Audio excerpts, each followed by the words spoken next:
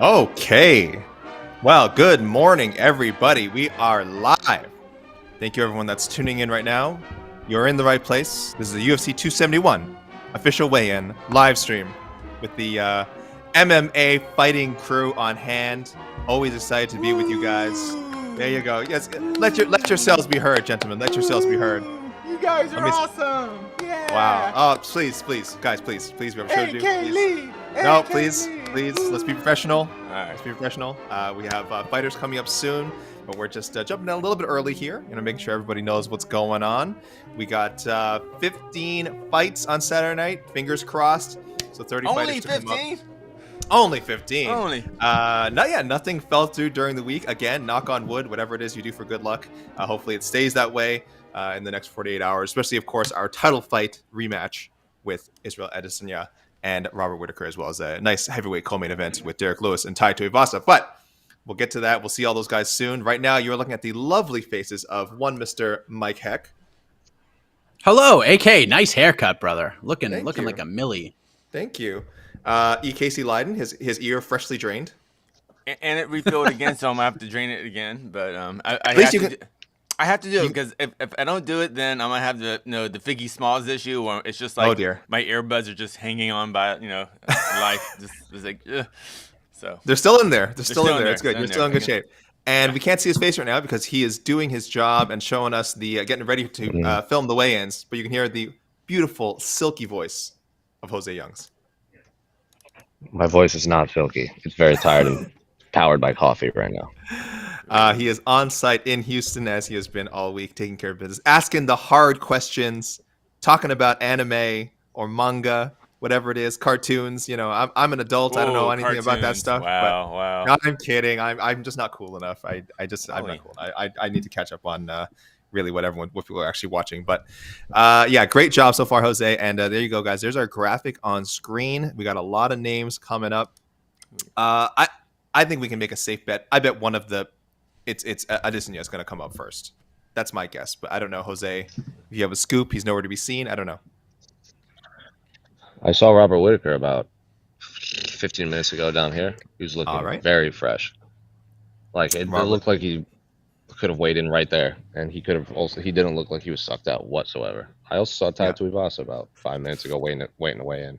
Hey, that's good. Usually we have to. Early. Hey, look, he's a professional now. This is 4-fight win streak Tai Tuivasa. All right, this is I might drink out of a man's cup Tai Tuivasa. So listen, he is ready to go. But we got a lot of interesting names here. A lot of Adesanya teammates. Got Blood Diamond, Mike Mathita, Blood Diamond, Mike Diamond. I don't know, whatever you guys want to call him. Of course, Carlos Ulberg. Always an attraction at the UFC weigh-ins, and a number of other names. Some veterans coming out making an insane amount of appearances. Arlovski, and of course coming up for her last weigh-in. I think the one we're all looking for. Roxanne Modafferi.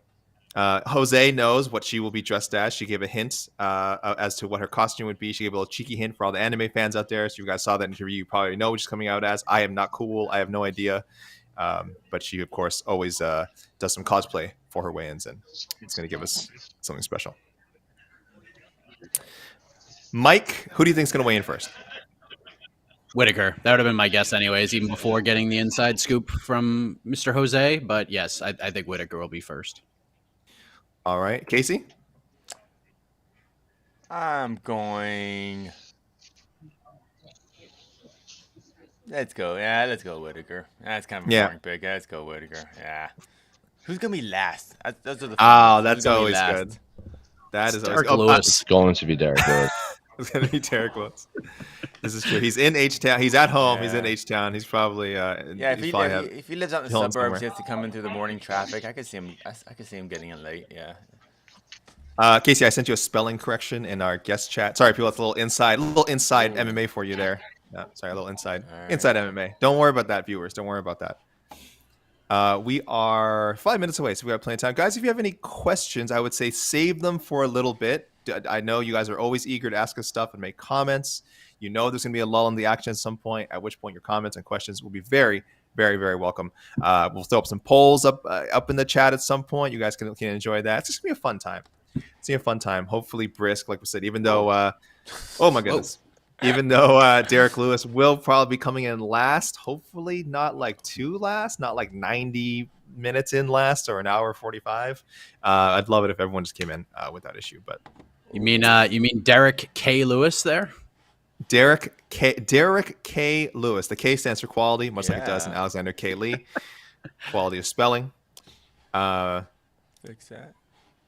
Glenn Bolton in the comments says, "Get some respect on Arlovski." Oh, he was correct. Yes, Glenn Bolton. I got it. We saw it. I know. Yes, don't worry. Andre Arlovski making UFC appearance number 27. I want to say. I'm sorry, that's not even close. 37. And he's as miserable as ever at media day.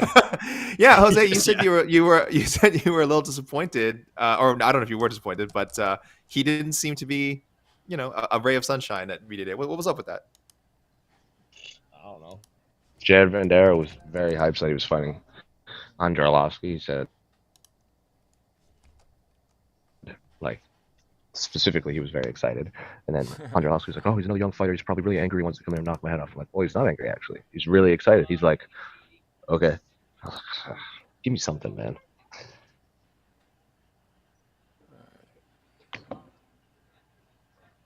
We just lost AK. Did AK run away? Oh, he's coming back. Is he in the metaverse? AK.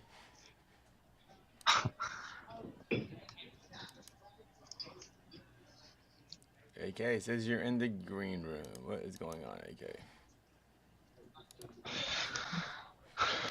We'll get him back. Hold on.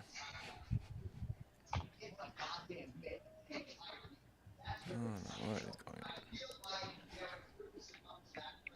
Everything's going screwy. John Anna getting me hyped up.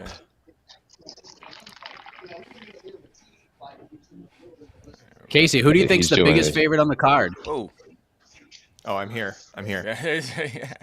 I was in the metaverse, guys. I was in the metaverse Yeah, where the Khabib Max Holloway fight is going to be happening. I believe the first metaverse fight ever. So I got a preview. It was crazy. I got a preview of that. Thank you. Mark Yeager knows. I was covering Max and Khabib. Thank you. I was off in the metaverse. All right, let me bring AK back in here. Dang it. Wait, did you guys hear my hilarious metaverse joke? Yeah, we all heard it. Okay, good. I just can't see me. Okay, great. This is why we start early. Look, this is why we start early. We are we're getting set. This is why there will be no hiccups when it gets to what you guys really want to see. People stepping up to that scale and John Anik shouting out numbers. That's the real main event. We are here to supplement this experience for you.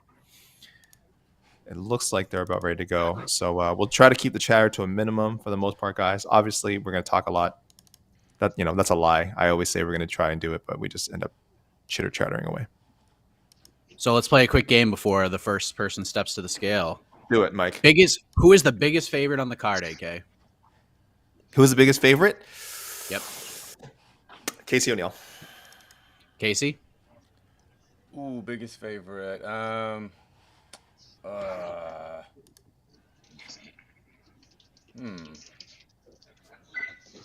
would get. Yeah, I'm gonna go Casey O'Neill too. Casey O'Neill is the second biggest favorite on the card, minus 400. The biggest favorite on the card is Kyler Phillips, minus 435 against Marcelo Rojo. I could see that. That's a big line. Marcelo's good, man. He's really very good. solid. He's very solid. That's an interesting. That's an interesting look. These are based on our friends at DraftKings. If you look at some others, there's some different lines. Well, you guys, hold up one sec. Just want to say, you guys were all right. Oh, there we go. Well, it was with your tip. I would have picked him anyways, but Evil Beard Robert Whittaker is just. He's got that Jim Neidhart thing going on. So this dude's ready to go. Well, let's get that ready then. One Mr. Robert Whittaker. How wholesome has Embedded been with Robert Whittaker playing video games with his dad? It's just amazing. Just good wholesome stuff. That's a very nice way of putting it. inside scoop. What it really Guys, is, what it really takes to be the best fighters in the world. He spent an episode trying to make sure sorting through mods for Skyrim. I mean, it was wonderful. I'm not. All right. So if you don't play with any of those mods, you're not really playing. Like when I play Skyrim, I spend hours. All right, thank you all for being here for the official weigh-in for UFC 271, Adesanya versus Whittaker 2, and we begin with one of the men around whom this fight card was built, former UFC middleweight champion and the #1 contender, Robert Whittaker. Robert Whittaker.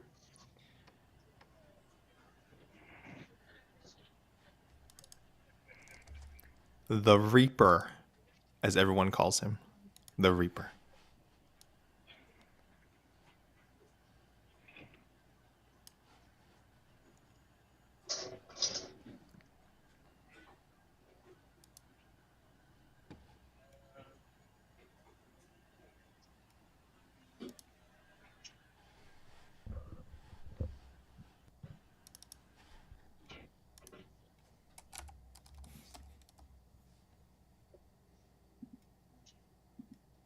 $184, the official weight for Robert Whittaker.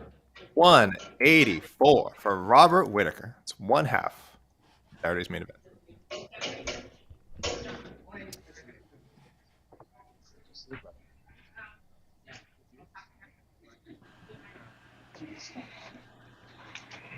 I don't expect the other half to be too long.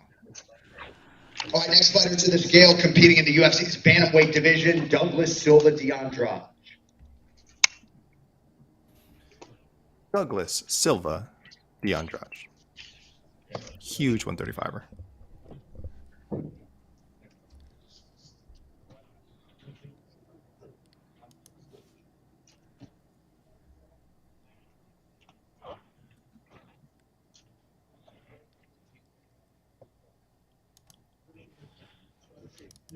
$136, the official weight for Douglas Silva D'Andrade. 136 for Douglas Silva D'Andrade. He's fighting Sergey Morozov. I would love to know how much he weighs on fight night. I need those rehydration results for sure. Dude is massive. To the scale in the UFC's light heavyweight division, competing in a Prelim live on ESPN, Maxime Grishin. Maxime Grishin. William Knight. I don't know very much about Grisham. Former PFL fighter. A couple seasons with PFL. Okay. Is this his first UFC fight? No. No, it's third, I think. Oh, third. Fourth. Jeez. Excuse me, fourth. Oh my God, fourth. 206 for Maxime Grishin.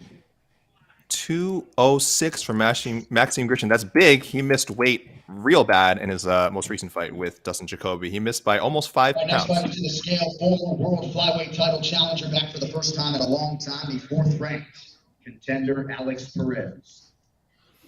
But yes, Grishin, no issue this time. Now, Alex Perez coming up for his 4th booking against Max Schnell. This Perez-Schnell fight is essentially the Khabib-Tony of the flyweight division. And fingers crossed it actually happens on Saturday night.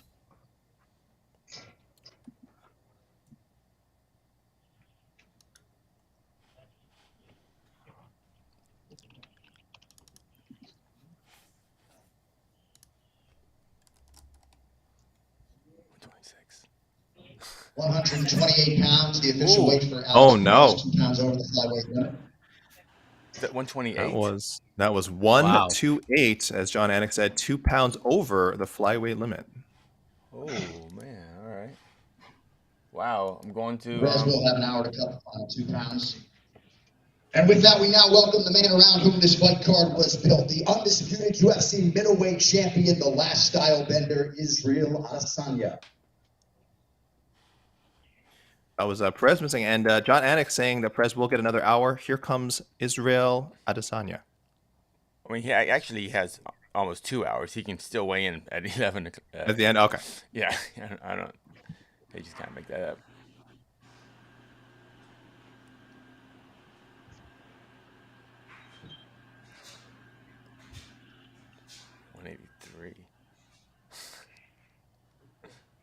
184 pounds. The official weight for the champion, Israel Adesanya. Your UFC 271 main event is now official. 184. Our next athlete to the scale also competing live on pay-per-view tomorrow night in the UFC's bantamweight division, Marcelo Rojo. 184, both guys, he and Robert Whittaker, 184. Casey, that fight is official.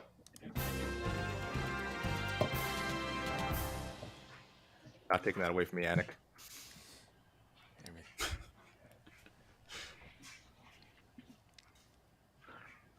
What gentleman? Who's this gentleman? Oh, Rojo. Marcelo Rojo. 136 for Marcelo Rojo. 136 for Marcelo Rojo. Hey guys, did you know he's the biggest underdog on the card? Someone told me that.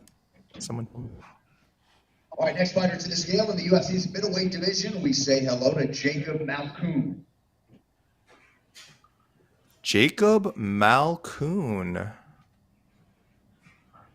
The Australian fighter.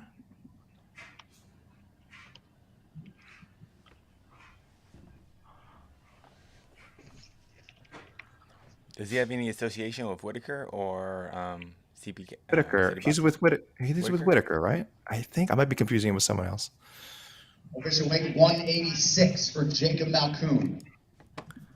186 for Jacob Malkoun.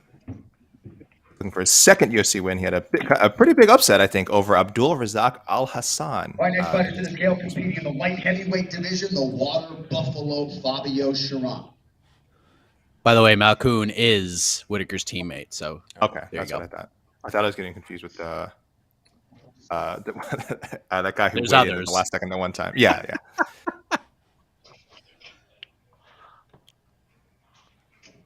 One of the better nicknames in the sport, the Water Buffalo. Great. New England's own Fabio Chiron.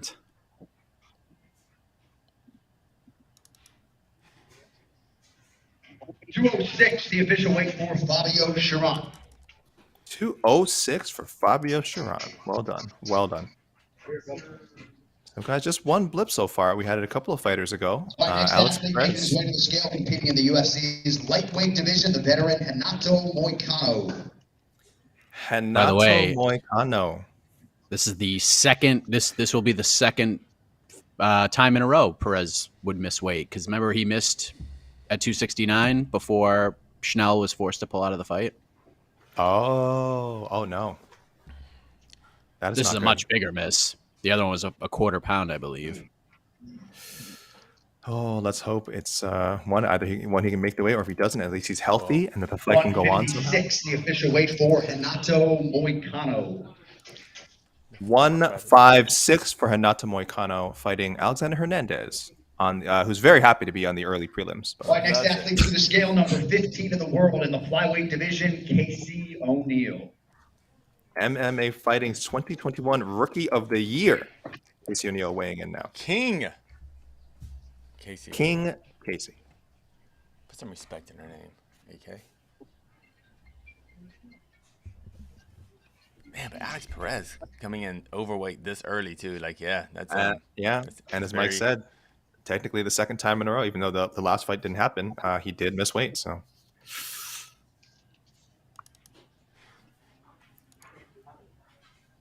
125.5, the official weight for Casey O'Neill. 125.5 for Casey O'Neill. Of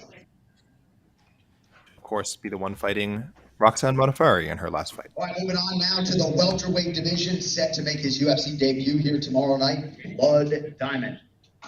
There we go. He is officially Blood Diamond. All right, his legal name is Blood Diamond. Let us make that clear. Otherwise known as Mike Mathita, but he is otherwise known as Blood or Mr. Diamond, Bloody D. Yeah, you know. Don't call him that. Never mind. Please don't call him. He also goes by Black Jelly. I'm not making that up. I love it.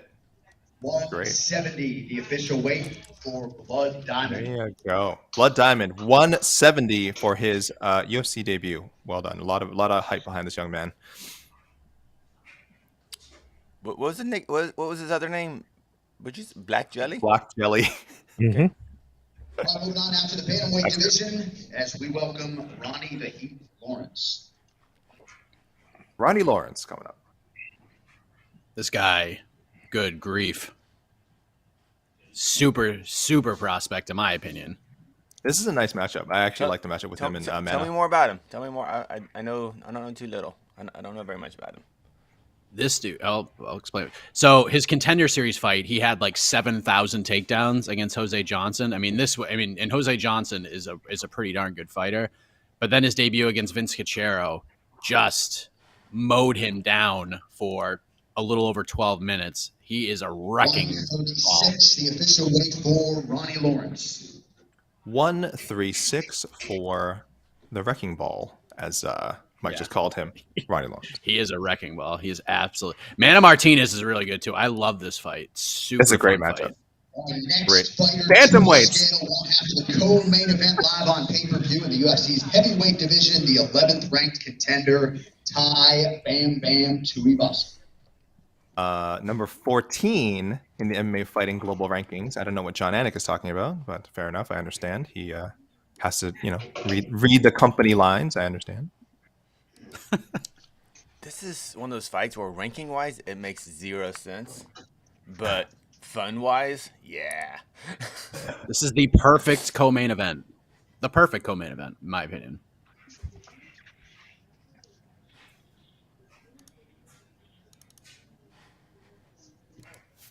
$265, the official weight for Tai Tuivasa.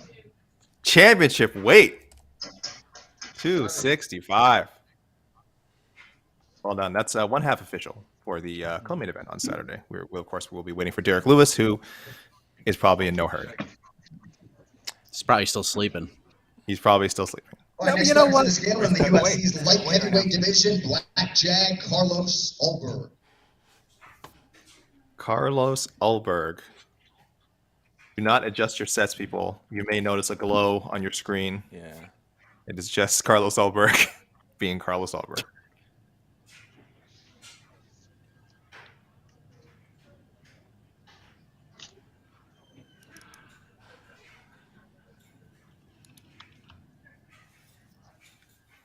That's a handsome man. Hadn't noticed. 204 pounds, the official weight for Carlos Ulberg. 204 for it's crazy. Our viewership spiked like as soon as he stepped to the scale. That was weird. Okay, I don't know what happened there, but Carlos Ulberg. Oh, and his opponent, Fabio Cherant. Competing in the feature Prelim live on ESPN at heavyweight, Jared Vanderaa. His opponent, Fabio Cherant, came in at 206 pounds. Carlos Ulberg versus Fabio Cherant is now official.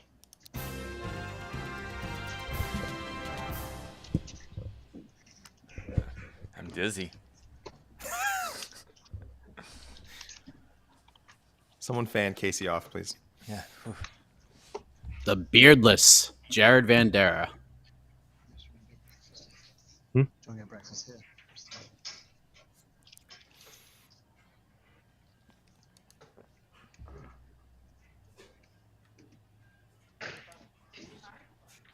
$265 for Jared Vanderaa. Championship weight again. 265 for one Mr. Jared Vanderaa. Very excited to be facing the legendary Andre Arlovski. All right, next athlete to the scale competing at welterweight, Jeremiah Wells. Here comes Blood Diamond's opponent, Jeremiah Wells. A lot of people really looking forward to seeing Jeremiah Wells get back in there. Hell of a debut on short notice, taking out Warley Alves. That is not easy. It's the perfect first fight too. I'm saying the word perfect a lot, but I mean this is it's a good card. This is a great opening prelim. Yeah.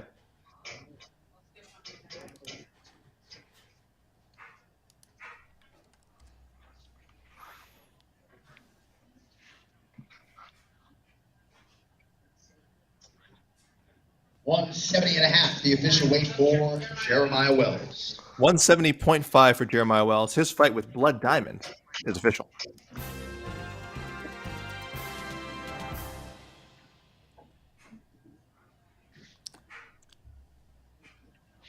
Now, Mike, you were talking about the perfect co-main event. Have we gone away from when the UFC accidentally had All right, next Chandler. fighter to the scale. Weighing in for a bantamweight fight tomorrow, Sergey Morozov.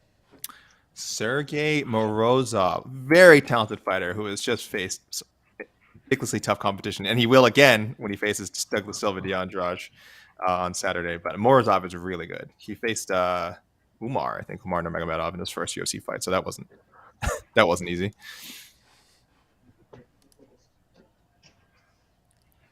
These heavyweights to lower weights are killing me. Zoom in, zoom out.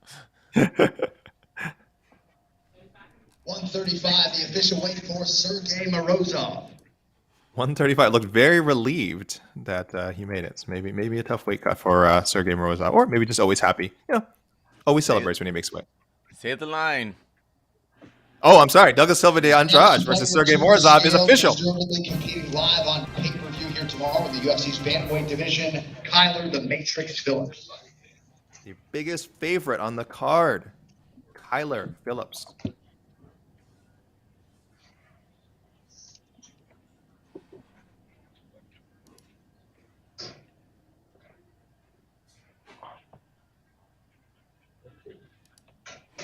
$136, the official weight for Kyler Phillips. 136 for Kyler Phillips. So his bout with Marcelo Rojo is official. Okay. All right, next fighter to the scale, weighing in for the final time as a pro, 12th ranked UFC women's flyweight, Roxanne Modafferi. Emotional. Jose, can you please explain what the character is when she comes on? Because I won't know. That's for ceremonials, my guy. Oh, right. These are official weigh-ins, AK. There's no joking around here. These are the only weigh-ins I care about. 126, the official weight for Roxanne Modafferi. 126 for Roxanne Modafferi, her 50th fight and the last fight of her illustrious career. We use that term a lot, but certainly is now. And is also. And her fight with Casey O'Neill is now official. A featured bout live on pay-per-view, one of the best middleweights in the world, the killer gorilla, Jared Cannonier. Jared Cannonier up now.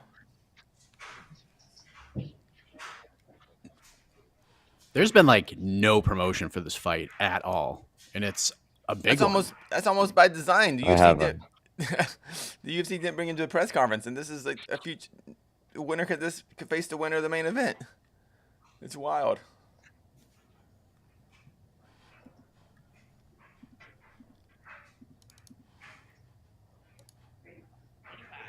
£185, the official weight for Jared Cannonier.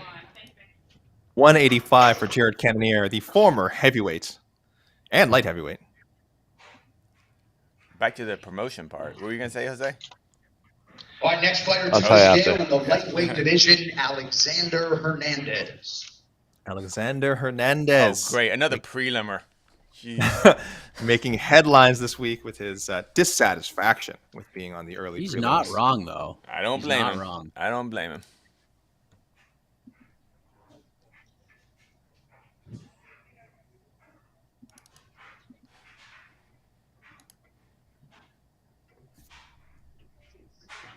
$156, the official weight for Alexander Hernandez. 156 for Alexander Hernandez, identical to his opponent Renato Moicano. That fight is now official.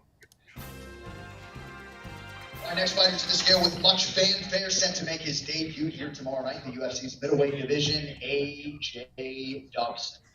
AJ Dobson, a Contender Series product, I believe, Michael? He is indeed. Very good fighter. Undefeated. A protege of Matt Brown, of Mark Coleman. Oh, is that why Mark Coleman's in town? All right. Yes. That is quite the pedigree. 185, the official weight for AJ Dobson.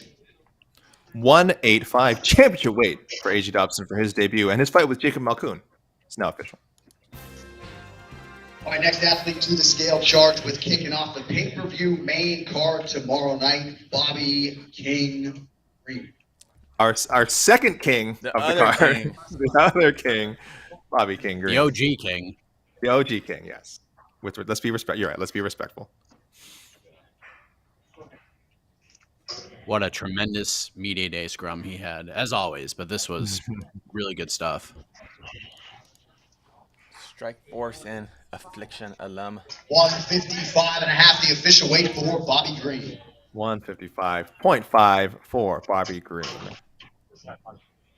The crazy part of Bobby Green, how many fights does Bobby Green have now? What is it? All right, moving back now to the bantamweight division as we say hello to Mana Martinez. This will be his 32nd, 42nd, excuse me, pro fight, and his 17th, I believe, in the UFC.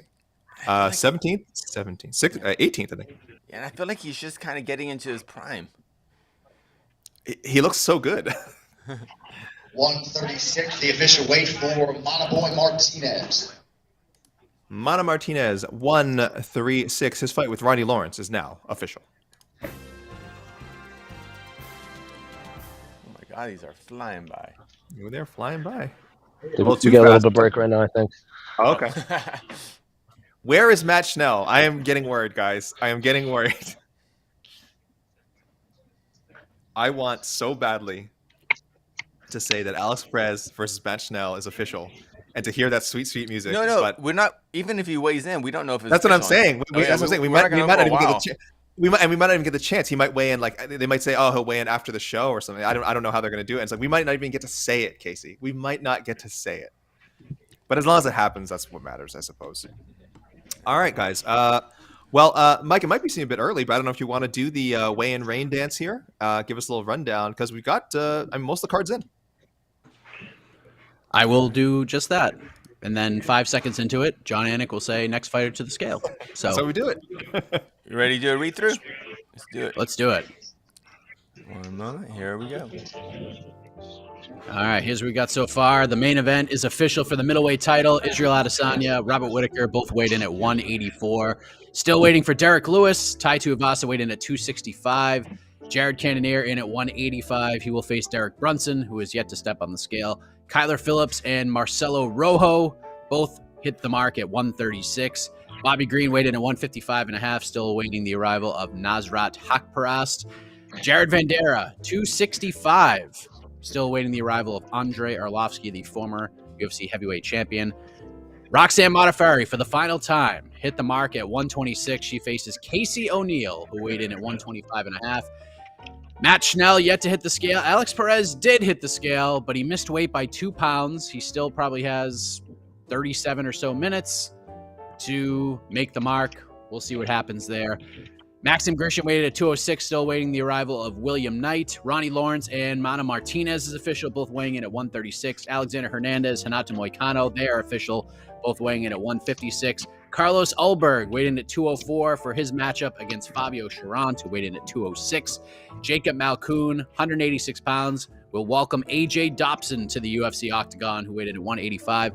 Douglas Silva, De Andrade, 136. Sergey Morozov, 135. In the opening bout, and one an opening bout it shall be, in the welterweight division, Jeremiah Wells, 170.5, welcomes Blood Diamond to the UFC, who hit the mark at 170. Back to you, gentlemen. Mike, you are the best in the business. You are the best in the business. It has to be said. I see some comments. I see person, woman, man, camera, TV saying Alexander Hernandez doesn't deserve main card spot. Arlovski and Roxanne Modafferi deserve it way more. How about that? Okay. So let me just say this, because I talked about this on Between the Links, and this needs to be said because Hernandez is taking a beating. He's been taking a beating the entire time. He's not mad that he's on the prelims. He's mad that he's on the early prelims. If he was on ESPN, he would not have a problem with this. He didn't say, I need to be on the main card. He said, I shouldn't be on the early prelims. And guess what? He's not wrong. This fight with Moicano, you can argue, is like the 5th or 6th most intriguing fight on the entire 15-fight slate. So he's not wrong. He's not wrong. And he's using it for motivation more than anything. He's pissed. He feels like he's disrespected by the UFC, but I don't think he's wrong here. I don't think he's wrong. I understand that a lot of fans are still kind of upset with that press conference in Brooklyn, right? When he was getting ready to fight Donald Cerrone. He has yet to, the fans have not let him like hear the end of that because he got bolted in that fight. So Casey's saying something. I don't know what he's saying. Well, I don't understand why fans are still upset. This is what fans want. They want fans to talk trash. And when you lose, and then when you win. Like, this is, he's giving you what you want. Cowboy. I get it. It's Cowboy. He's a legend. We love Cowboy. I get it. But you have to understand, too. And weird. You take a beating. He took that beating. He's tried to come back. He's changed teams. I feel like his mentality overall has changed in a lot of ways. And yeah, he's pissed about being on the prelims, especially in his home state of Texas. Like, he doesn't live that far. Like, he's a San Antonio guy. I think it's like a 2-hour drive or like a 200-mile drive. It's not that far. So yeah, like, he deserves to be not on the early prelims. I don't think he's wrong. And Moicano, and maybe not just for him. Moicano too. Moicano too. No, the whole fight. Exactly. Yeah. This whole fight deserves better. Like, maybe if he's wrong. Maybe his opponent was someone new, someone we never heard of, but it's freaking Moicano. Moicano's a great fighter. He's awesome. He's super exciting. So for those, he's not complaining about being on the prelims. He's complaining about being on the early prelims. Like, if he was on the, and if you listen to the interview on We Got Next, I tried to play devil's advocate with him and just be like, why does that make you so upset? And we've heard, Casey, you've heard it a million times. How many fighters have said, I'm not mad about it. My night's over early. Like, I could just fight, get done, because the pay doesn't change. I'm getting paid the same, and my night is over early, and I can go hang out with family and friends or whatever. So I mentioned that to him. Didn't seem to really care. He wants to come back. He doesn't feel like he's hit his prime yet. So, I mean, I don't have a problem with it. I don't think he deserves the beating he's getting. I know that there are certain fighters who have said their piece about this, like Cub Swanson, for example. Whatever that guy says is gold anyways, but I know Cub Swanson was like, I was bumped from a co-main event to a Fight Pass prelim, but rather than complain, I said, I just promoted Fight Pass. And yes, he's not wrong about that, but Hernandez isn't saying like, screw the UFC, I'm on the prelims. He's pissed that he's on the early prelims. He feels he deserves better. And what fighter should not feel that way at the end of the day? So I don't know.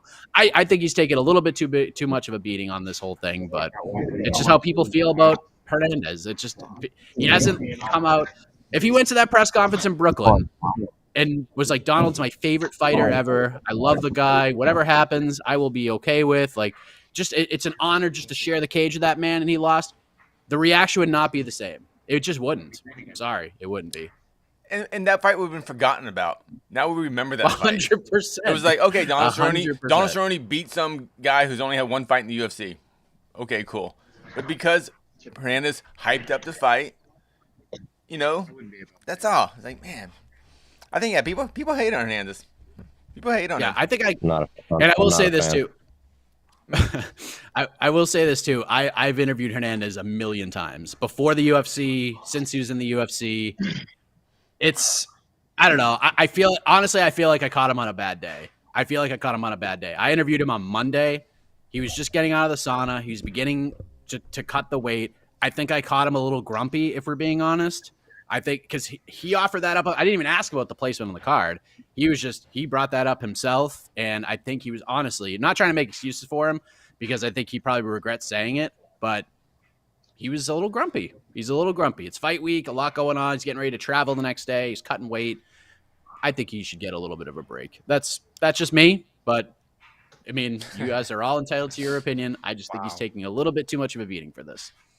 Mike Heck, the advocate of Alexander Hernandez. You know what? But even Hernandez talking about this, fighters. But even Hernandez talking about this, he's hyped up the fight. Now we're like, there's actually he actually did what Cub Swanson said he did. He just did it in kind of a reverse order. You know, like you know what I mean? Like now we're like, oh, okay, I gotta watch Alex Hernandez lose. I guess I gotta watch ESPN the prelims now. You know. So his fight is only available online, correct? And the rest of the prelims are on ESPN Big Plus. ESPN. Yes. And in Canada, you for people, we still use Fight Pass up here for prelims. So if you guys are watching in Canada, the first 4 prelims, I believe, is it 4? Oh no, the early prelims are long. It's like 6 prelims, but some of them might be on. But I don't know if they're all going to be on Fight Pass. But either way, guys, you're going to have to tune into Fight Pass first up in Canada if you want to see Jeremiah Wells, Blood Diamond, Douglas Silva de Andrade, Sergey Morozov, and some other fights. Maybe Alexander Hernandez, Moicano, but that might actually end up TSN up here, so I'm not sure. But either way, guys, starts on Fight Pass, and you'll have to figure out the rest from there. So. Yeah, and I said this. I said this before. I said this yesterday in Between the Links. I like me some William Knight. Good dude. Been talking to that guy for a long time. He's a fellow New Englander. You know how I feel about fellow New Englanders who step into that octagon. But you cannot tell me that William Knight versus Maxim Grishin deserves to be on ESPN more than Alexander Hernandez versus Renato Moicano. You just can't sell me on that. I'm sorry. That's a better fight. Hernandez Moicano on paper is a better fight than William Knight Maxim Grishin. It just is. It just is a more intriguing matchup. Nothing against either of those guys, but at this point in their career, the matchup itself, the stylistic making of this fight, it's a better fight. It should be. It deserves to be on ESPN over that fight. It just does. I'm sorry. Hate on me all you want. What was no, Mike? Don't put yourself in the line of fire for Alexander Hernandez. Let Alexander Hernandez be his own. Don't get lumped into. It's not even Hernandez. It's Moicano too. I guarantee you, Moicano feels the same way. I'm saying, don't tell people to come at. Don't tell people to come at you because they will, Mike. They will. You know how these people are.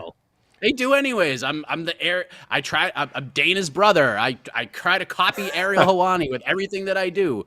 Like it's okay. It's fine. But look at you I'm just talking telling you to fighters. What a copycat. I know. We're gonna be talking. I mean, if you want to walking and talking all the time, just like Ariel. Yeah, I know. I have a beard, just like Ariel does. It's crazy. It is kind of unfortunate. I was just looking. We had Jake Collier and Chase Sherman as like a co-main event, like a few weeks ago, and then 271. No, that's not 271. Excuse me. Last week's card, Nick Maximov and Punahele Soriano. Again, and respect to all these guys, but it does kind of suck that depending which card, you want to end up on a big card like 271. But it's also, there's a chance you get lumped into the early prelims, which is, not quite as much exposure as mainline ESPN or the pay-per-view. So, sure. If we're going to talk about card placement, what do we think about the first two fights, first two fights on the pay-per-view card? Those seem to be kind of interchangeable with a lot of other fights. Personally, I would love to see Roxy and Casey O'Neill has the first fight in the pay-per-view. So it really gets... First of all, Casey O'Neill she's a future star. You start putting on pay-per-views to get people understanding she's a pay-per-view fighter. And give Roxy because we're not going to see Roxy's walkout. Give Roxy the big pay-per-view walkout, We get to see the whole walkout. We get to hear Rogan and DC really just tell Roxy's story with the longer walkout, more time to talk about her fight. I wish they would give that fight a little more respect, honestly. Or maybe the featured ESPN fight before the exactly. That's where I would have put that one. That's where I would have put that one is the featured prelim because get as many eyeballs on it as possible. I completely agree. Last fight for Roxy, let her have her moment. But at the same time, I will kind of defend the UFC here because certain things happen, all right? Because especially with how these shows are paced, there's certain times where we get to the final prelim and it's like 10:02 Eastern time, right? So we're automatically like flipping to the pay-per-view broadcast. They've gone a couple minutes overtime on there. So if Casey goes out there, if this fight goes 3 rounds and it goes to a decision, we don't get to hear from either fighter in the octagon. So maybe they're timing it that way so that we're going to give both of these ladies ample time to say what they have to say. If Casey wins, she can say what she says. I'm going to fight for the title in the next 2 years. And then Roxanne Modafferi can have her time to say her goodbyes and leave the gloves in the octagon and just have that moment. So thinking about it that way, I've kind of sold myself, and I actually like the placement that it's at right now because now there's no rush to get them out of the octagon. We could sort of take our time. That's why I wanted the first fight in the pay-per-view to be their fight. The first then you definitely get time. Yeah, you definitely if they don't interview Roxanne Modafferi, win or lose. Yeah, unless she gets TKO. I'm out. Unless she gets TKO, a vicious knockout, then of course go get medical attention. We can talk to Roxy another time. Then Rogan will definitely ask her a question. But if it's just like a hard-fought decision and she is able to speak, and they don't give her an interview, I'll be very upset. I'll be bummed. Guys, I'll be bummed. The Prince of Positivity will be mad. I will be legit mad. Hey, so I'm seeing in the comment section, are people trolling us about this Nasrat is out? Yes. Yes. There's no news about Nasrat. All right, I'm about to.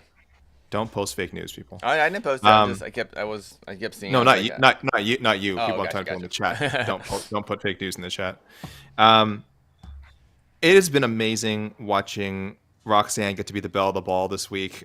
She's always been well liked by the media, of course, but I feel like she's getting that little extra shine because people are saying it's her last fight. Jose had some amazing questions for her at the press conference, guys. If you have time, I think sorry, not the press conference, excuse me, her scrum, her media scrum earlier this week. If you guys have time, her scrum's only about 10, 12 minutes. And she's, it's a really good one. Jose had a lot of great questions. Of course, Shaheen Al-Shadi writing an incredible feature. If you guys have not read that, MMAfighting.com, where he interviews several of her peers, Julie Kedzie, Marlies Kunin, and Roxy said she was very, very touched by that feature. I would be if you guys ever wrote anything like that about me. I'd be touched or very scared. I'm not sure, but when you're Roxanne Modafferi, people have nothing but nice and cool stories to tell about you. So please definitely go read that, guys. There's no reason not to read it. Probably one of my favorite things I've read in a while. I have 2 Roxy stories. Let's all share Roxy stories. Yeah, Roxy stories. So first Roxy story, I was doing behind the scenes coverage of her title fight against Sarah Kaufman in Strikeforce, and I was in both locker rooms of Sarah and Roxy. But coming into the arena, the security guards would not let because they came separate. They didn't come in the fighter vans. The security guards would not let Roxy into the arena because they didn't believe that she was a fighter. They were like, no, you're a fan. The fans are over there. And we had to get like Strikeforce official because they didn't have their credentials yet because their credential people were inside. So like the security people were just like, they're like, no, you're not a fighter. Like, don't try to trick us. So I was like, she's fighting for the championship. Easy there, lady. Yeah. Easy and there. When Roxy fought Marlies Kunin, when she, unfortunately for her, she had to go up to 145 pounds. But the cutest, it was on the Fedor Brett Rogers card, I believe. So that was a big card in general. And but she brought like a scrapbook, and in the fighter vans, and I was also behind the scenes shooting stuff. She was in the fighter van with a scrapbook getting autographs from every fighter. So like Fedor signed her book, Brett Rogers, Jason Miller, and it was just like and everyone was like, "Oh yeah, I would love to sign your book." It was just like she was like a fan on the freaking card. It was the cutest thing ever. Let me thank you, Casey, for sharing those stories. Let me read an excerpt from Shaheen's piece here. My favorite quote, but this is from Hook and Shoot's Jeff Osborne, I believe. Jeff Osborne, the Hook and Shoot founder. This quote made me so happy. So he said, I'll cut it down a little bit. He says, oh, wow, I had it and then I lost it. Well done. He says, here's a person, you cannot hate Roxanne. I'm sorry, but if you hate Roxanne, you're an asshole. I don't trust you if you do. If someone I knew hated Roxanne Modafferi, I don't want anything to do with that human being because there's something wrong with them. So she was quite possibly the best, most well-spoken ambassador a person could have for women's MMA. I don't think that a critic outside looking in who looks at the sport as being brutal and barbaric, and in some ways it was, could look at Roxanne and go, oh gosh, she's just so brutal and evil and just all the stereotypes. No, they'd look at her and go, wow. If you spent 2 minutes with her, you'd have a different understanding of what type of human being this sport attracts. Again, a great quote recorded by Shaheen Al-Shadi from Jeff Osborne. And one of the things also about Roxy, and it's gonna suck that when she leaves the sport, at least in a professional sense, is that she's one of a kind, and I just don't think I'll be excited if it happens. I just don't think we're gonna have other versions of Roxy kind of come into the sport. She just came at a time was just perfect for her. I mean, the fact that she lived in Japan, she was teaching English classes, and then on the side training martial arts and fighting in women's MMA on the other side of the world. Just Roxanne, it was just like, what a story. Like, there was no fame, there was no money. She was just doing it because that was like her martial arts journey, and that's just something that time doesn't exist anymore, basically. Yeah. And one of one. Roxanne Modafferi, one of one, certainly. But yeah, just an incredible journey she's been on.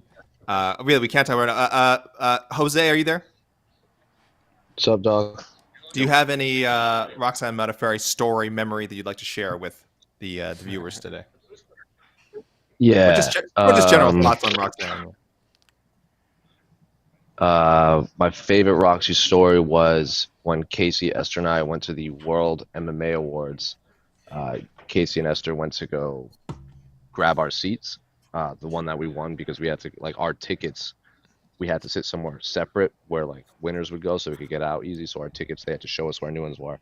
So they went, and then Esther wanted like a drink or something, and Casey wanted like a ginger ale or something, and I went and grabbed a beer. So I went to go get our drinks, and I was standing in line with Roxy, and like obviously she like recognized me, and we were like talking about like anime and stuff, and I just asked, because if like she never really spoke on it, but if you watch like a series of her ceremonial weigh-ins where she puts on the Saiyan wigs, every one was the next progression. Like if you watch the show, it was the progression up the ranks of being of like powering up as a Saiyan, and her last one was the silver haired Saiyan, which is like there's nothing else after that. And I asked her, I'm like, what are you gonna do? Like, she's like, oh, I'm glad you picked up on that. I'm like, there's nothing else. She's like, there's something else, but I'm not gonna tell you. And I was like, oh no. So then she fought Macy Barber, and I asked her at media day, and she's like, I can't tell you because I don't want it to be like copywritten and then blocked. So she couldn't say it on camera. And then after we stopped rolling, she told me she was gonna be Majin Vegeta, and that's exactly what she did. And that was the most viewed weighing clip we had of the week. Was Roxy weighing, well, obviously Connor and Cowboy, but Roxy weighing in with the Hertz Majin Vegeta cosplay was a big deal to the internet. Yeah, her dedication to that, again, really to everything, but even that aspect, like that's bringing that fandom into her fighting career is just insane. It's like we have a lot of fighters who have like, you know, great gimmick. Like Tom Lawler was always great with sort of his weigh-ins and stuff, but to, as you said, to kind of have that running theme and to carry that over through multiple weigh-ins.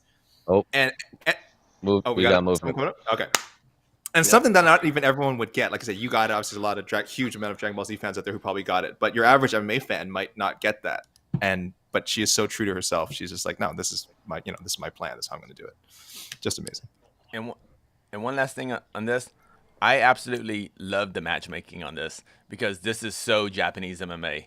Yes, I know everyone's all like, oh, leave, everyone wants to see Roxy, leave on a win, and she can leave on a win if she beats Casey, But I kind of like the fact that you leave facing the hottest prospect in the sport. Live on ESPN, William Knight.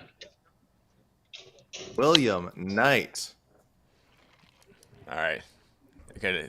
All right, boys. Let's get ready to feel really insecure about our physiques. I was about to say you might want to zoom out here. I think Jose's going to just have to zoom out a little bit here because this guy takes up a frame. Let's put it that way, and I mean that in a complimentary way. This dude takes. He's not that tall though. He's not that tall, but he certainly fills up. whatever makes you feel better. He ain't that tall. Horizontally, this man takes up some space.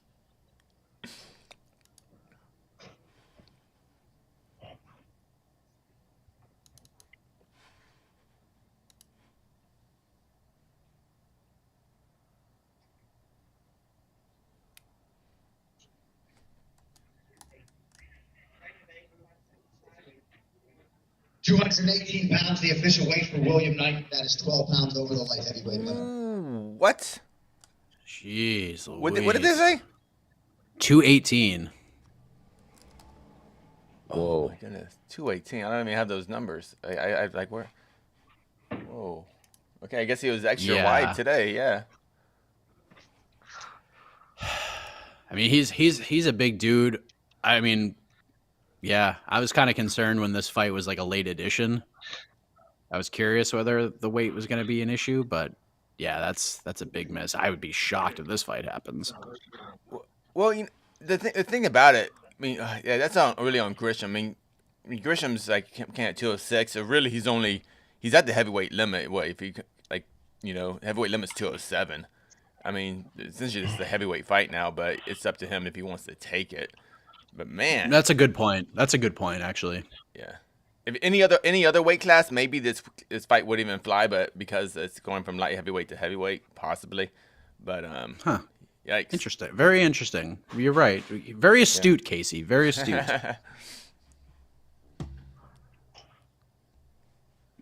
Ooh, man. 1, 2, 3, 4. That's a big miss. Jeez Louise. So we have 5 left, plus Alex Perez potentially going back up. Schnell's had trouble making weight too.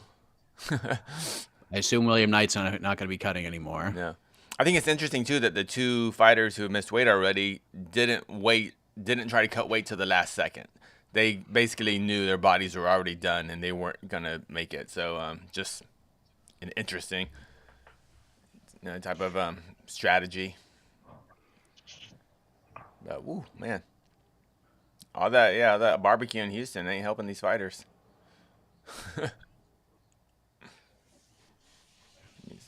Wild. So we get another break. We got another break in the action, AK. I'm back. Okay, there you go. All right, guys. My internet exploded for a second there. I think my internet. A lot of technical difficulties. I thought you said William Knight missed weight by 12 pounds. Obviously, that's not possible. I came back and he had already weighed in. Sorry, what did William Knight actually weigh? It says in the graphic 218. Casey, that has to be wrong. Yeah. I think that. Yeah. I've never actually typed the number 218, so I was kind of confused. I was like, what? How does this work? What is I'm sorry, guys. My internet crapped out as soon as he stepped to the scale, and I was just like, oh, I'm sure he'll be fine. Mike, you said he is a late replacement? Or there's a late. It wasn't a late announcement. replacement. The fight was kind of a late announcement. It was it was like Wow. 3 weeks maybe. It was less than a month, which zero he chance cuts this a fight's lot. happening. Yeah, zero chance this fight is happening. But Casey made a great. I don't know if you heard Casey's point. He made a very interesting point that we're going from light heavyweight to heavyweight. Folks, the bout between Maxime Grishin and William Knight will now take place at heavyweight. Heavyweight match. Hey, Casey! There we go. Okay. What? I mean, give yourself a this fight is official thing. That was money. Say man. it. Well, very astute. Mike, Casey, I can't. You say it, Mike. I can't say it. I can't even say it. Please. The heavyweight fight between William Knight and Maxime Grishin is now official. Oh my God. There's still going to be some sort of He'll still get fined, right? yeah. He'll get fined, but yeah. 30%. But technically they had to make, because 206 is the heavyweight limit. Now it's interesting if Grisham would have came in and say at 204 or 205 even, I know it's stupid because it's only 1 pound, but then technically I don't know, things might have been a little different, but since he actually 206 is the bottom end of the heavyweight limit, it's a heavyweight fight. So yeah. I got nothing. I got that. I mean, so the fact that they announced it so quickly, we assume, I guess, Grishin knew he was going to miss. This has to be something that was okay. It's probably because they're all backstage. I mean, no one's when they weigh on the scale. The UFC officials already know what they weigh because there's a scale right behind that curtain too that they already weigh in. So there shouldn't be any surprises. So yeah. Okay, we now have 3 heavyweight bouts. Only 2 were scheduled. Golly. So, AK, this is a very important question. Because please. on our highly rated onto the next one matchmaking podcast, we usually penalize fighters who miss weight. We almost we take them out of the matchmaking equation. So now that this is a heavyweight fight, is William Knight still? Is he still in the mix to be a wild card pick? I mean, he's normally we do mostly the main card anyway, so he probably wasn't going to make it. I will not use him as my wild card pick this week, Mike. Let me put it that way. I do feel like he is ineligible. That's a miss. I mean, that is a miss. Okay, fair enough. We'll be live too. We'll be live too on Sunday. Mike, it's your wild card. You can do whatever you want. I'm just saying. He will not be my. I don't care what he does. I don't care if he gets a 3-second knockout. He will not be my wild card pick. What? Based on some of these matchups here, I have a hard time believing that the winner of that fight will be my wild card selection. I can make it. Yeah. We have a lot of names. We'll have a lot of names to choose from. I get back to argue to break my leash. Oh, just listen to Jose's conversation. Yeah. I go just listen to it, like I scoot closer to my monitor, like that helps me get louder. No. We all do it. So we are, Mike. I think it might be time to do the. Let's recap. We only had like one extra fighter, but we could do it again. We're waiting for Nas. Well, I mean, now we're what is that? I don't know. What's up? Sorry, Oscar was asking me a question. Oh, Oscar, jeez, living the Mac life. We were just wondering if you think there's another pause. Do you see anyone loading up, getting ready to get on that scale, or? Huge line, as you can see. Oh yes, very busy. Person, woman, man, camera, TV is asking, do you reckon Maxim Grishin gets money from William Knight? They both missed weight. Maxim Grishin did not miss weight. He came in at 206. That is he is allowed. No, he'll get money. He'll get some money. Yes, he will get. I would imagine at least 30%, at least 30, maybe more. I would hope he arranged for something ahead of time because, like we said, it seemed to be announced pretty quickly. So Grishin's team knew this was going to happen. Mike, do you know what? Because you've talked to William Knight a little more. Do you know what his his in shape walking around weight is? Is he I think I asked him that before, and I think he talked about 500 other things, but yeah. I mean, he's probably like 230, 235 easy. That's wild. But he used to be like over 300 pounds. Oh, yeah. He got into. He's one of those stories that he got in MMA and got into wrestling to lose a bunch of weight because he was sort of overweight and then he just got into it. And now, like, if you follow this guy on Instagram, he's a freak in the gym. Yeah. It's ridiculous the things that he does. But yeah, I mean, at least he still gets to fight. So if we're gonna find any positivity here, that would have to be it. But I'm curious what happened behind the scenes here, and we'll see what the penalty actually is. But it's got to be 30%. I can't imagine they were like, hey, by the way, this is a heavyweight fight. He should give 40. I mean, if Grishin saved them the trouble of, again, sort of like if he just made it a quick and easy negotiation, he should have said, yeah, I definitely want to fight you. I know you're going to come in way over. Let's do it. But 40, that's it. That is my final offer. It's 40 or no fight. I mean, if that's how I would have done it if I was Maxim Grishin. Has William Knight, has he missed weight? I mean, not definitely has missed weight this much. As in the UFC, he hasn't missed weight before, right? I don't recall. Yeah, no, he has. So that really kind of worries me. He had. Does he have an injury? You know, like this. This is a big weight miss. You know, so I mean, it could have been an injury. You know, like he couldn't do any cardio. So I don't know. Okay, so yeah, he usually makes it. When he fought on the Contender Series against Cody Brundage, he was one of the first guys to weigh in. And he missed, but he had the extra hour to cut, came back and made it. Fought, that was September 1st, won the fight in the first round. Fought again 25 days later in Abu Dhabi at UFC 253 against Alexa Kamer, made it again. Now, he knew by the time he got off the airplane to go back to Connecticut that he was fighting Alexa Kamer on that card. So it's not like he had time to smell the roses and eat a bunch of pizza and stuff like that. He had to turn around quick. So he was already he had already gone through a weight cut. So he basically just went right back after it. And then his next fight was in April of last year. So that was like that was a while, like 6 months, right? 7 months. Then he fought again 4 months after that. Then he fought again 3 months after that. So he basically like went from one camp to the other for the Alonzo Menefield fight. And then this one got announced like 3 weeks ago. So he didn't have a ton of time to, I guess, get ready and cut the weight. And we don't know what he was fighting at the time or where he was weighing in when he accepted the fight. So, yeah, it was just kind of a weird thing. You know, he's a big dude, but yeah, that was a big miss. But maybe something's wrong. Who knows? Maybe there's an injury or something that we don't know about. Let's also add, like I said, I'm pretty sure this sounds like it was prearranged with Maxim Grishin. We don't know. This could have been as early as yesterday. Who knows? He said, look, we're not going to come close to making the weight. So he stopped cutting a long time ago, right? I mean, so if he had attempted to cut, he probably could have gotten much closer to 206 or whatever. But if he stopped cutting yesterday, he probably is just, again, walking around whatever he would be without a weight cut. So I'm not saying that makes it better. But if you were like, oh my God, how can he miss by 12 pounds? Like, well, this is like probably not even trying to make the weight. Again, only because there was some sort of, I think, prearrangement with Maxim Grishin's team, who hopefully took a big percentage, 35, 40%, something like that. But I'm sure we'll find out more soon. But yeah, that's a tough look. So we've already got a couple of misses. Alex Perez, we're still waiting on. If people can see the graphic, he also came in overweight for his fight with Matt Schnell, who is yet to show up. Let us remind you, people, this fight has been booked 3 other times. This is not. I am not encouraged right now. Oh yeah, yes. Fight. Actually, I wish there were like odds of this fight actually happening right now, because I'm saying right I'm going.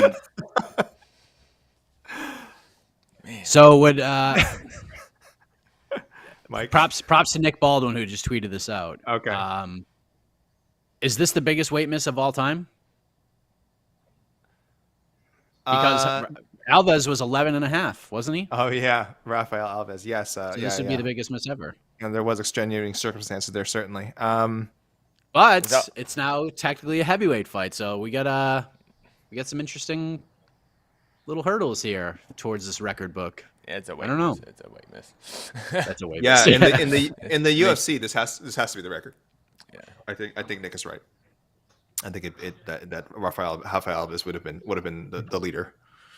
Yeah, that is an odd one. Mackenzie Dern, what was her biggest miss? She had a bad one once, right? But it was like what? she was closer to the next. It was 7 or 8. Yeah. Oh. But relative to the size, relatively to their actual weight, I think Mackenzie Dern actually missed more. Percentage wise of their actual weight, yeah. Right. What was when Rumble missed against Vitor? That was double digits. He came in over 200. Oh, that's a good one. Because Rumble went straight. Rumble went straight because Rumble was at welterweight. No, he went missing middleweight. Yeah. So he missed that one. I know that was double digits because that Let fight, me pull it up. People are saying 12 I know he brought. pounds. Yeah. I know he brought this up when the Alves thing happened. He missed by 11. It was 197. He missed by 11. Wow. So just made it, just avoided. I guess he had the record. Rumble never fought at middleweight, right? Well, I mean, he tried to fight at middleweight, but he went straight from welterweight to heavyweight, pretty much. Down. Yeah. New York Frick just chimed in. Minus 11. I remember when back when Dana would do Fight Week Vlog Week, they showed as I even did the hand motion that I used to do. Right here. They showed him breaking the Me and Julia say that all the time. We're just like Fight Week Vlog Week. We leave the house. Give this up. Fight Week Vlog Week. So yeah, we're old school. We watch way too much MMA because we get that reference. I do it so much. But they showed him breaking the news. They showed Dana breaking the news to Vitor, and Vitor has a bag of ice in a sock, and he's like chewing on it because he's like mimicking eating because he's starving. So he's like it tricks my mind. He's like chewing on ice to like trick his mind into thinking he's eating. What's even more interesting about the Rumble weight miss was that 3 months earlier, he made welterweight and fought Charlie Brenneman. He made 171 to fight at welterweight against Charlie Brenneman 3 months before that, which is wild. His kidney shut down. Kidney shut down. Trying to make 185 is what he was saying. I cannot believe that guy fought at 170. It's incredible. It's incredibly dangerous. Yes. Super dangerous. Yeah, I mean, super incredible. Not in the way the word's supposed to be used. Yeah, sure. Not in the fun way. Incredible. Yeah, agree. Absolutely. I'll go with unbelievable. Unbelievable. Yeah, just or even just think about last week we saw the UFC debut of Chidi Njokuani. If you notice, he had a very deep, raspy voice, like very Barry White. I was like, whoa, where's that voice come from? And it turns out his voice got permanently altered from a bad weight cut to welterweight because I guess everything got so dry it permanently messed up his vocal cords and it changed his voice, which is I was like, what? Bad times. We got to get rid of extreme weight cutting. We got to get rid of this. Yeah. Bad guys. I'm not a doctor. Let me tell you something else. When you tell me that extreme weight cutting messed up a dude's voice permanently, or maybe not, I shouldn't say messed up. Some people quite like Chidi Njokuani's voice, but altered this man's voice without him probably knowing that that's what would happen. Again, I'm not a doctor. That's bad.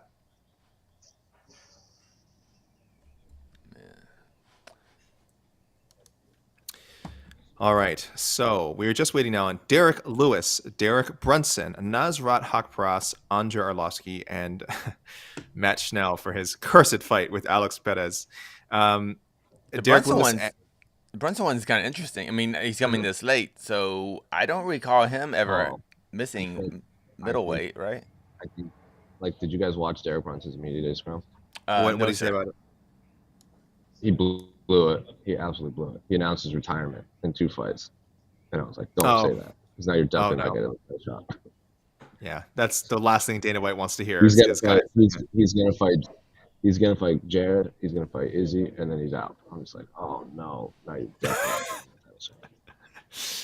Yeah, it's good to have a plan. You just don't want to necessarily share it with the UFC and with Dana White. They don't like that kind of talk. Dana White's classic, of course. If you're talking about retirement, you've got 1 foot out the door. Then you might not be ready. You might be in prime condition to fight. Yeah. Don't know if I agree with that. Did you? Oh yeah, if I could, Derek Brunson, another Schnell. Strikeforce alum. Yeah, it's like I've got Brunson. Yeah, Brunson and Bobby Green both came over in the Strikeforce deal. I don't even think. I think Derek Brunson was one of those guys that was like wasn't the chopping block. Like he wasn't one of those initial waves of Strikeforce fighters. Like he stepped in on short notice against Chris Lee for his UFC. So like he was like the means to an end for that fight. I don't even think he was like an original signing.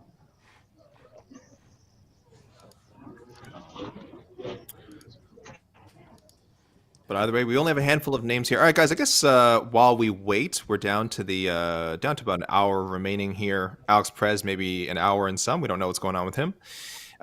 Let's talk main event. Both men have made weight, a pound under, championship weight for their rematch.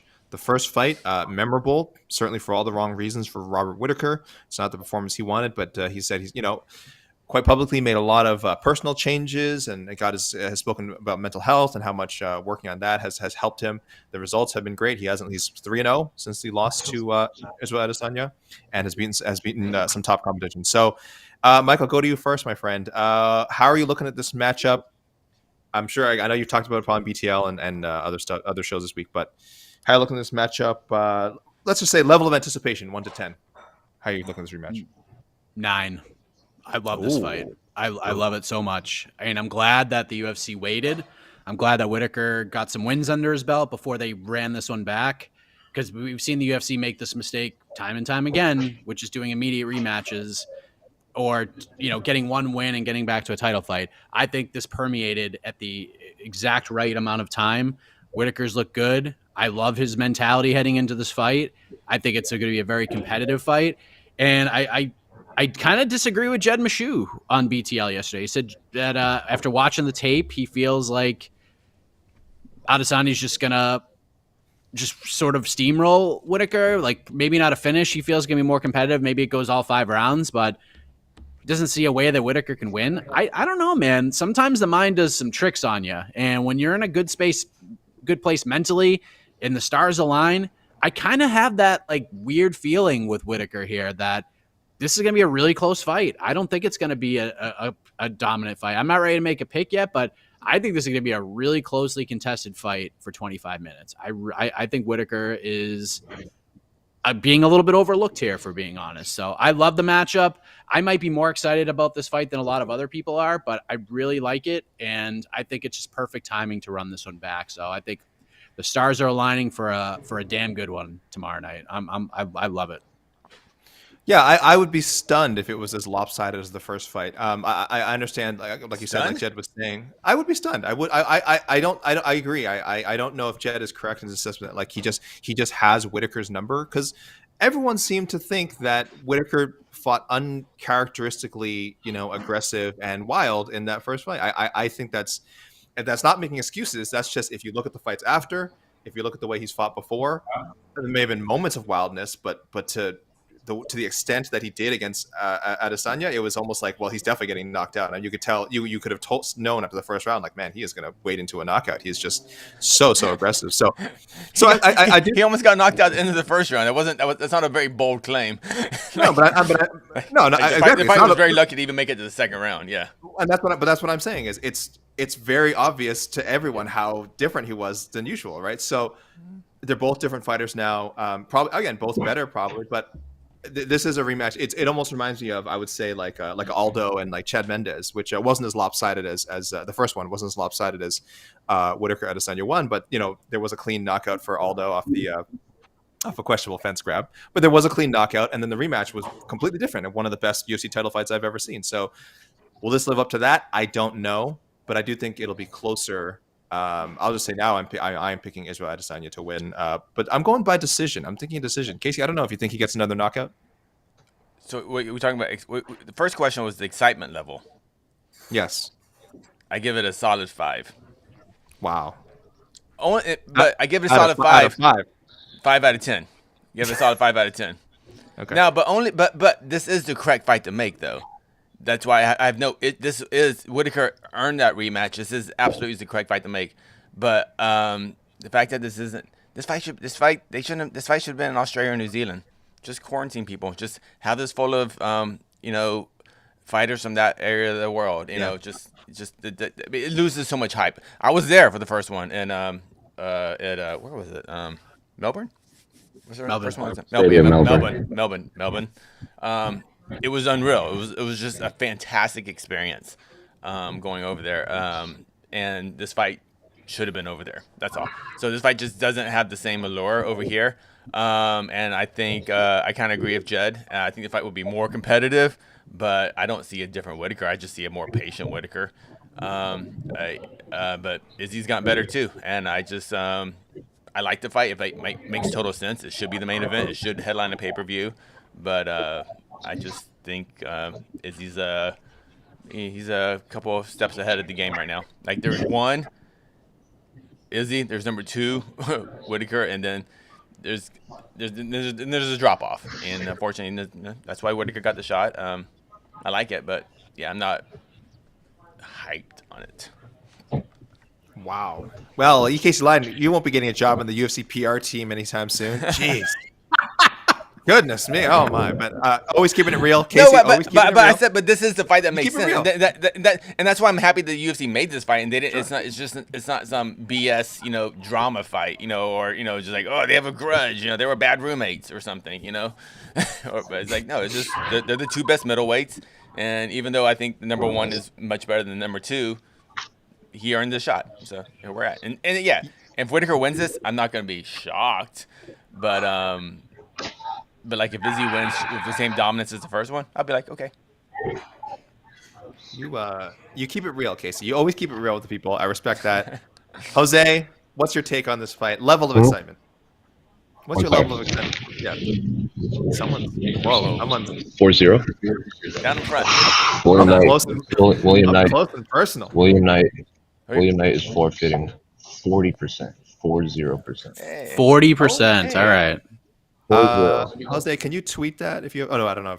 Maybe I'll tweet it. I'm doing it right. Are you going doing it right now? Okay, I will hit you with a monster retweet. I apologize for everyone following MMA Fighting on Twitter. You're about to get a Jose Young's bomb. So NBA trade deadline is over, guys. This is the S word that you'll be getting today. I'll tell you right now, it's gonna blow up your feed. But yes, in case you guys didn't hear, 40%, which again to me suggests this was prearranged. And they just laid it down and said, okay, thank you for being honest with us. I imagine the Knights team went to them. Thank you for being honest with us and telling us you're not going to make it. You still want to fight. 40% is our number.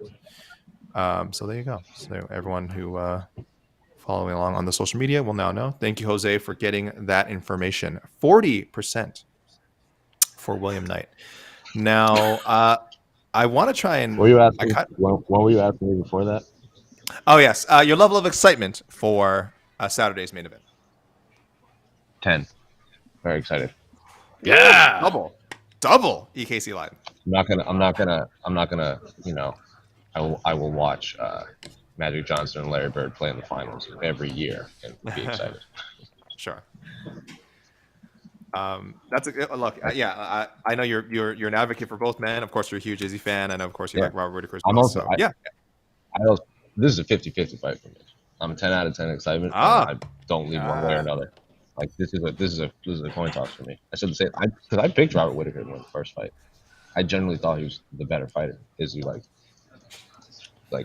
mollywopped him in front of his home fans.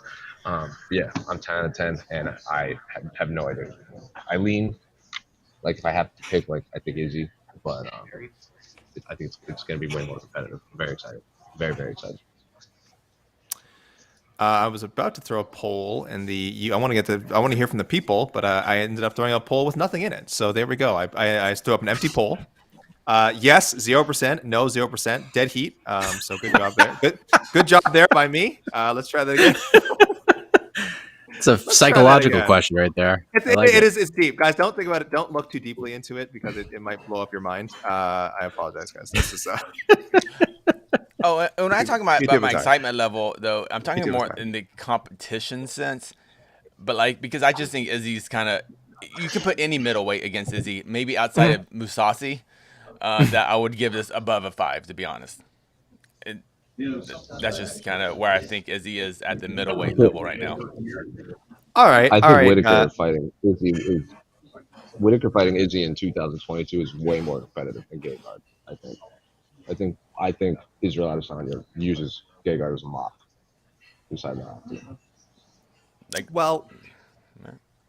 Let's reverse engineer this question then. Casey, Grumpy Gus, what fight are you most excited about?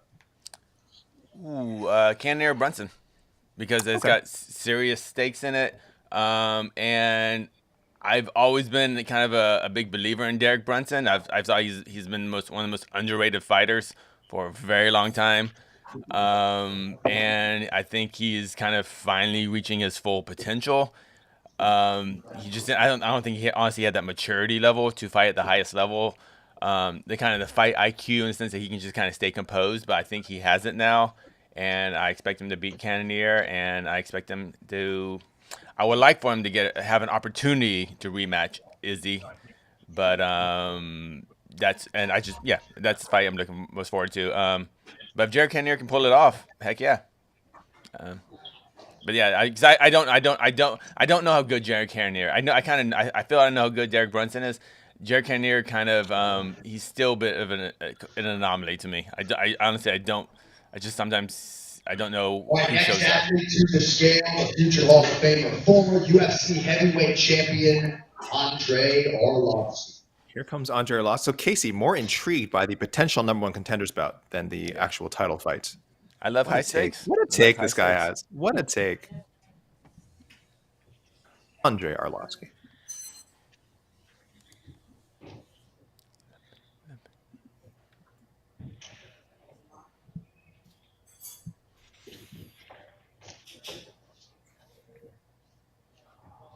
Well, at least he's smiling a little bit more. I'll talk about that in a second.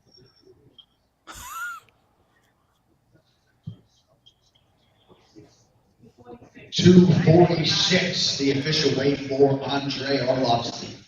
246 for Andre Arlovski, always pretty well under the heavyweight limit. And his fight with Jared Vandera is now official. It's not official until I put the numbers in. All right, now it's official. Well, as Jose always reminds us, it's not official until they step into the darn cage. Because I was about to say he is now tied with Donald Cerrone, 37 UFC appearances, just behind Jim Miller at 38. But that's assuming. Next up to the scale, competing live on pay-per-view in the UFC's lightweight division, Nasrat Haqparast. Nasrat Haqparast.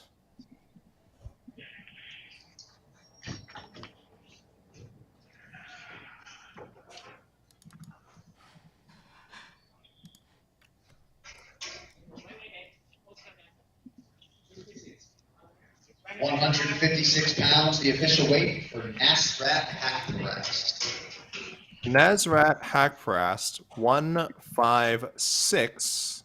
His fight with Bobby King Green is now official. Also, okay. We didn't actually give an official announcement for Night Grisham. But you hit the thing. You played the music. Did I do it? Did I play the music? Yeah, you did. You were so excited. You as soon as John Anik said is change to heavyweight. Oh, I already did. Oh, no, okay. Mike double did it. Mike made sure. Oh, okay. I was just so excited. I want to do it one more time. I would love to do it, but there are rules that we people don't know. Every time you play that music, that's an actual song. Mm-hmm. That when we play it, it costs Vox Media $18,000. Yeah, we send them royalty checks. Yeah. Yeah, and let me tell you something. It's worth it every time. Okay, wow. Just blowing the budget here. That's 18. That's 18 grand that you just that's it. That's a check for 18 grand you just burned. So good job on that one, Casey. But you know what? It was worth it. I did love it. So it's worth it every time. Oh, worth it every time. I just got 50 direct messages from Brian Jackson right Yeah, now. Let me check my Slack. He's not happy with you right now. The budget's just gone nuts. Mike, let's do the rain dance here. Maybe if we do a rundown, Matt Schnell will magically appear. Can you give us a rundown, please, of the weigh-in so far? Yes, when my rain dance music arrives. Oh yeah, here we go. UFC 271 going down at the Toyota Center in Houston tomorrow night. The main event, Israel Adesanya versus Robert Whittaker 2. That fight is official for the middleweight title. Both fighters weighing in at 184 pounds. Tai Tuivasa weighed in at 265 for his co-main event against Derek Lewis. Derek Lewis still needs to get to the scale. Jared Cannonier, 185. He will take on Derek Brunson, still waiting Brunson's arrival. Kyler Phillips versus Marcelo Rojo on the main card. Both fighters weighed in at 136. Nasrat Haqparast just weighed in at 156 to fight Bobby Green. Weighed in at 155.5. Andre Arlovski, 246, takes on Jared Vandera, who weighed in at 265. Roxanne Modafferi for her final fight. Weighed in at 126. She takes on Casey O'Neill, 125.5. Still awaiting the arrival of Matt Schnell. Alex Perez did step on the scale. He's one of the first onto the scale and missed weight by 2 pounds. No word on whether or not he's going to step back up there. William Knight missed weight by 12 pounds. So his fight with Maxim Grishin is now in the heavyweight division. Grishin weighed in at 206. We just found out William Knight will be forfeiting 40% of his purse to Maxim Grishin.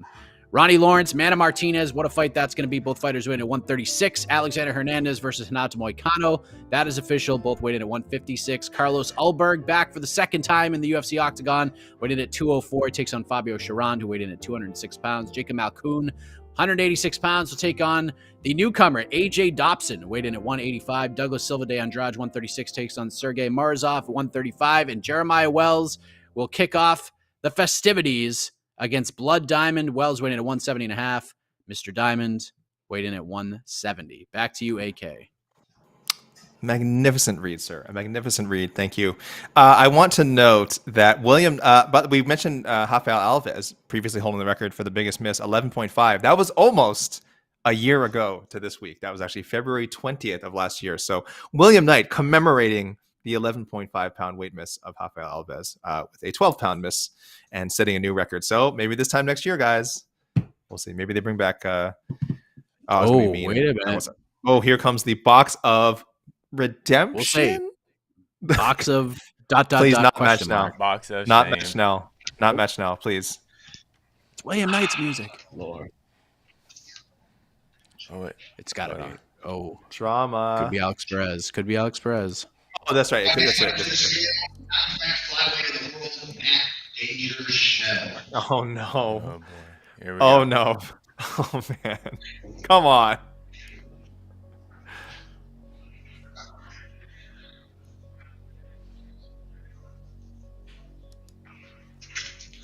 He's gonna make it. What's in the box? Safe looks pretty. What's in the Safe box? side looks pretty confident. Okay. Yeah. 126. 126.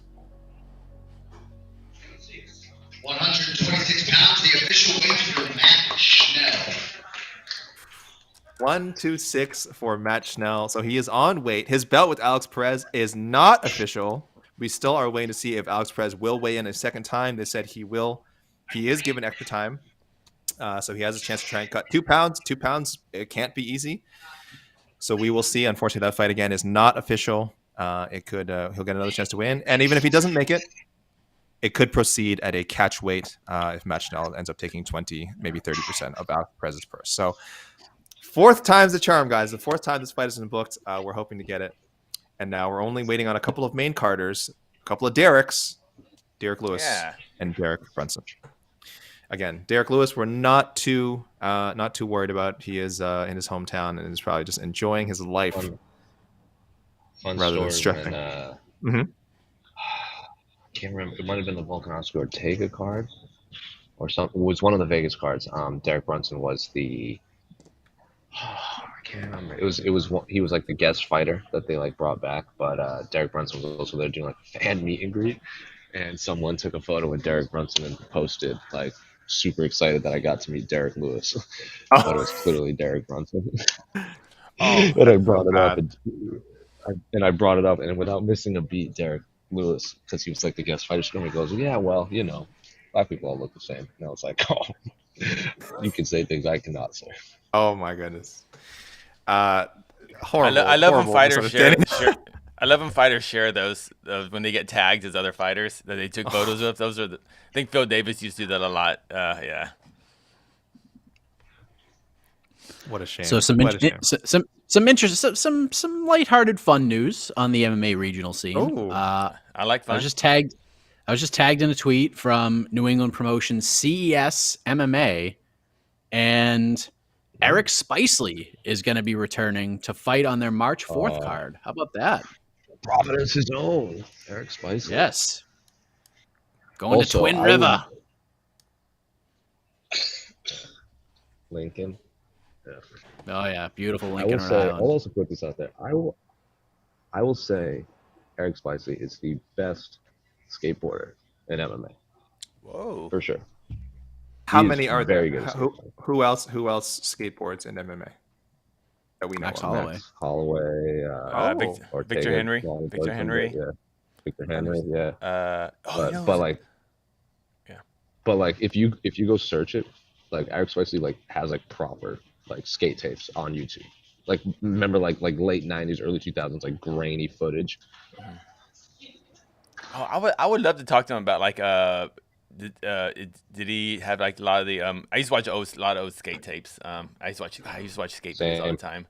Like Big Brother. I used to love Big Brother. Big Brother was my favorite. I used to have all the VHS tapes. Yeah. Like Mike, what are they talking about? Talk about skateboarding, AK. What's Big Brother?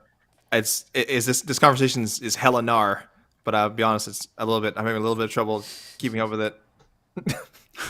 Take your surfer lingo out of here. What is it? Take my what?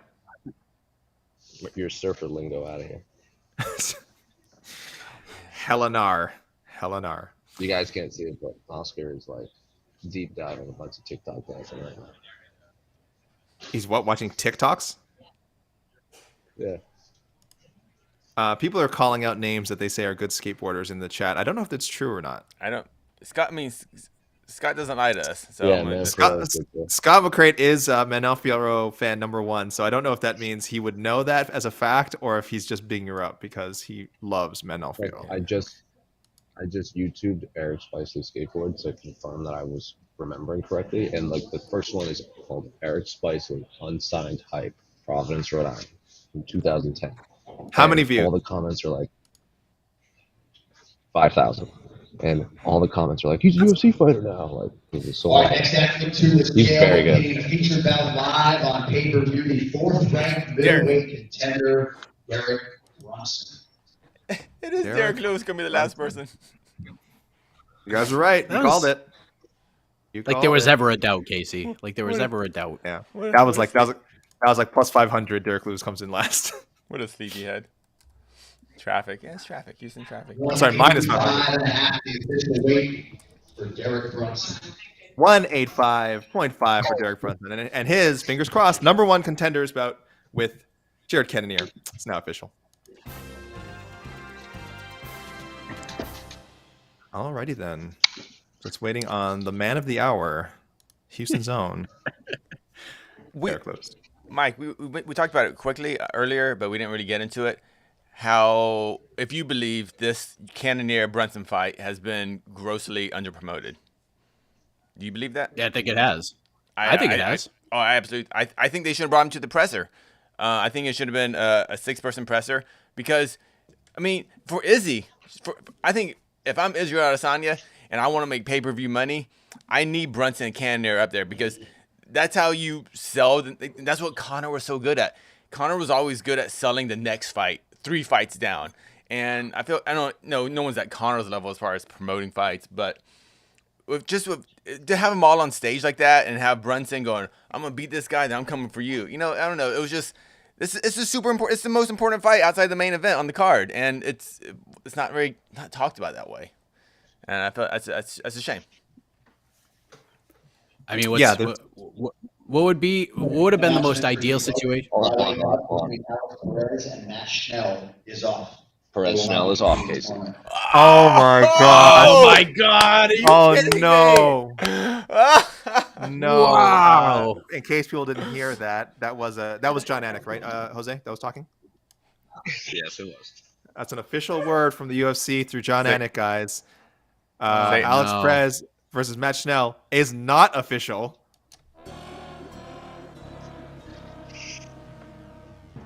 This is the fourth time this fight has been booked, and the fourth time that this fight will not happen. I think it might be time to move on from Alex Perez versus Matt. I don't believe in guys. I don't believe in curses. I don't believe in jinxes. I know I'm someone who watches sports a lot. Everyone thinks like, oh, everyone who watches sports believes in jinxes and stuff. I don't believe in that stuff, but I do believe in pushing your luck a little bit. And maybe it's time to move on from this matchup. Mike, you can't even ask for James Krause right now. Like, not even James Krause can save this one. But what, like, maybe Adrian Yanez is hanging out, wants to fight. He's in Houston. Maybe he wants to fight at 135. Both those guys That's wild, they went through training camps, flew their whole teams out to Houston. Still, Alex Perez still had a weight cut. I mean, he still did a big weight cut, didn't make the weight. Schnell did a big weight cut. And now both of them, oh man, that's just a bummer. That sucks. So since Alex Perez fought for the title against Davis and Figueiredo, supposed to fight Matt Schnell May 15th, had to withdraw. Then he was supposed to fight Askar Askarov July 31st. Askarov gets injured. He has to withdraw. Then he's supposed to fight Matt Schnell again September 4th. Bout was rescheduled for December 11th. Perez misses weight. Then Schnell withdraws due to medical concerns. They rebook it again, and now it's off again. So Alex Perez has been booked 5 different times against 2 different opponents since November of 2020, and he hasn't fought since. That's wild. You think maybe it'll be... I mean, I know it's not all related to his weight cut. Maybe it's time for him to consider 135? Schnell's missed... Schnell had what... I forgot. Did Schnell miss weight? Schnell has faced people who have... His last opponent missed weight, Bontarine. He himself has not... Oh, no, he missed... I think he missed and it got canceled? Listen to that. Okay. Okay, please, Mike. Okay, so since a pretty interesting I see it now. Little tale for Matt Schnell too. So since December of 2019, that crazy fight he had with Alexander Pantoja, supposed to fight Tyson Nam in September of 2020. Schnell was out of the fight due to the weight cut. Then he was supposed to fight Nam again December 19th. Schnell withdraws from that fight. Finally fights Tyson Nam in January of 2021, wins. Then the Perez fight. Then he fought Bontarine and lost in May at 262. And then the next 3 were Perez. So 2 different opponents, 6 different or 7. That's insane. The tale of these guys. This is a 30 for 30 impending right here. The Alex Perez versus Matt. Forget the Habib Tony 30 for 30. Let's get us some Alex Perez, Matt Schnell 30 for 30 action, because this is wild. It is. What was the other fight that kept falling out? Like another random one. Jorge Rivera. Gosh, what did I think? It was Jorge Rivera was booked multiple times to fight. I have to look it up right now. But it might have only been like 3 times. But I remember it was just hilarious. Was it Jorge Rivera? Maybe Sakara.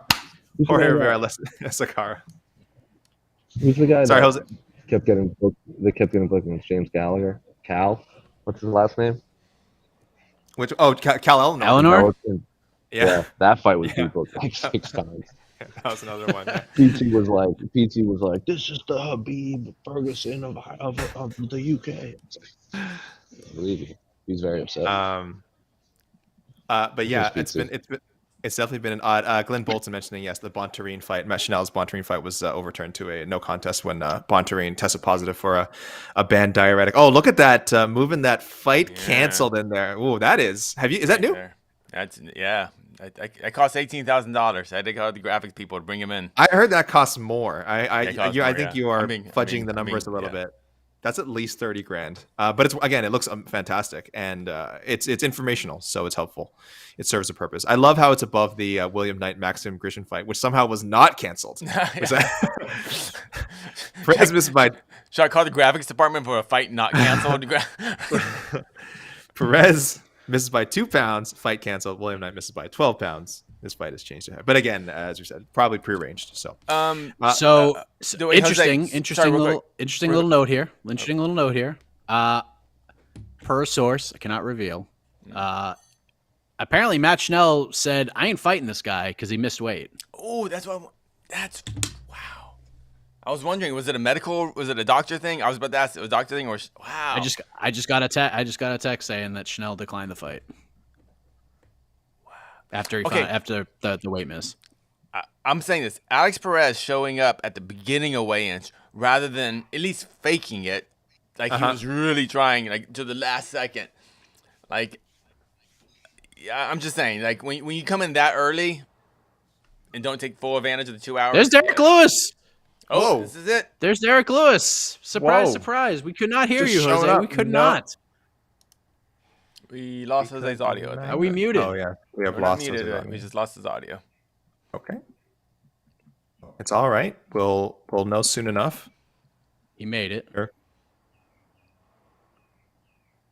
I don't know. We'll have the wait for you. That's all right. It's all right. We'll have the wait for you in a moment. It'll pop up on 266 for Derek Lewis. Well, hey, look, it's a danger. This is he knows exactly. So there you go. Tai Tuivasa successfully weighed in earlier. So the co-main event is official.